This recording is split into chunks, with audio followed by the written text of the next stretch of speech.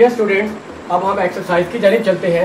Exercise ये हमारे पास वो 10 है, ये चैप्टर नंबर भी 10 ही है। इसकी एक एक्सरसाइज है, इसका मैं क्वेश्चन नंबर 2 हल करने जा रहा हूँ।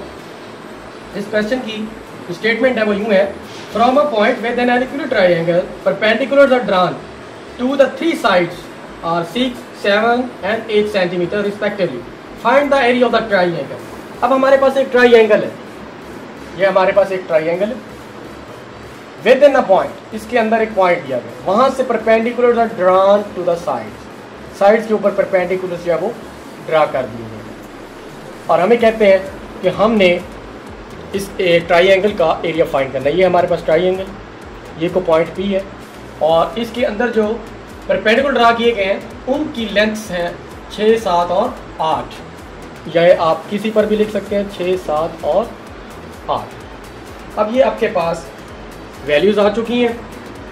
अब आपने क्या करना है, इक्विलैटरल ट्रायंगल बताया गया है। तो इक्विलैटरल ट्रायंगल जो होती है जिसकी तीनों साइडें जो है वो आपस में बराबर है। मैं A से B तक की जो लेंथ है उसको A कहता हूँ, B से C तक वो भी A ही होगी, C से A ये भी A होगी। क्योंकि ये इक्विलैटरल है, इसकी तीनों साइडें आपस में बराबर है। तो इक्विलैटरल ट्रायंगल का एरिया फाइंड करने का हमारे पास फार्मूला होता है 3√4 × A²। तो लेकिन हमारे पास एरिया ये आ गया। अब प्रॉब्लम ये है कि हमारे पास A की वैल्यू नहीं। अब A को फाइंड करने के लिए क्या करते हैं, हम इसको कुछ डिवाइड करते हैं। जैसे कि आप देखें, यहाँ से अगर मैं इस पॉइंट को मिला दूँ, यहाँ से इस पॉइंट को मिला दूँ, यहाँ से इस पॉइंट को मिला दूँ, तो आप देखें A से P पॉइंट तक, P से B से A तक एक ट्रायंगल बन रही है। फिर B से P से फिर C, फिर ये एक ट्रायंगल बन रही है। C से P और फिर A तक एक और ट्रायंगल बन रही है। मतलब कि अगर हम एरिया फाइंड करें मुसल्लस A B C, वो किसके इक्वल होगा? वो होगा एरिया ऑफ मुसल्लस A P B plus area. ये जो मैं डेल्टा, ये जो अलामत बना रहा हूँ मुसल्लस वाली, ये एरिया की अलामत भी होती है। तो मुसल्लस B P C जमा area of C P A, इन तीनों मुसल्सलों का अगर एरिया जमा किया जाए तो मुसल्लस A B C के बराबर होगा। इसका फार्मूला तो हमने यूँ लिख दिया 3√4 × A² इज इक्वल टू। अब यहाँ पर देखें, हमारे पास उसकी बेस दी गई है और हाइट दी गई है। तो यहाँ पर हमारे पास फार्मूला क्या बनेगा, 1/2 ज़रब बेस ज़रब हाइट।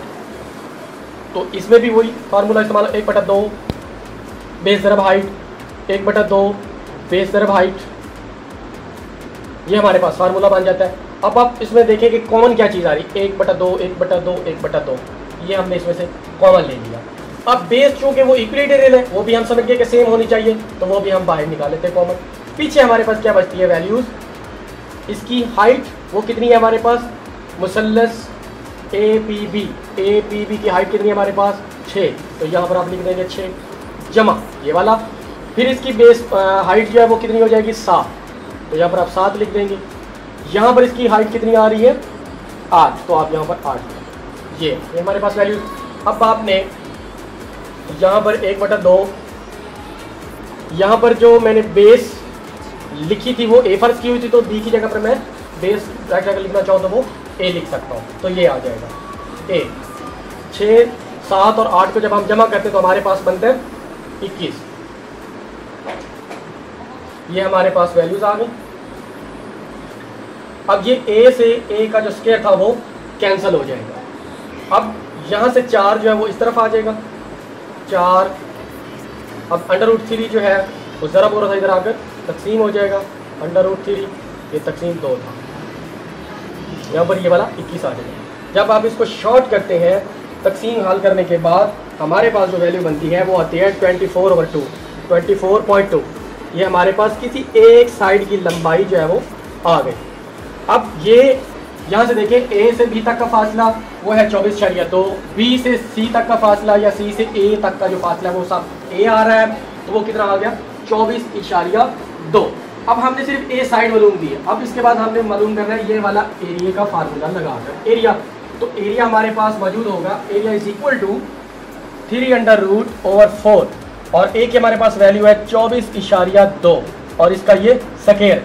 जब आप इसका स्क्वायर लेंगे √3 से मल्टीप्लाई करेंगे और 4 से जब डिवाइड करेंगे तो हमारे पास जो है जवाब आएगा 254 सेंटीमीटर स्क्वायर। तो ये है हमारा वो एरिया जो हमने फाइंड करना था इक्विलेटरल ट्राइंगल का, जिसके अंदर एक पॉइंट दिया गया था और उससे परपेंडिकुलर जो ड्रा किए दिए गए साइड्स पर।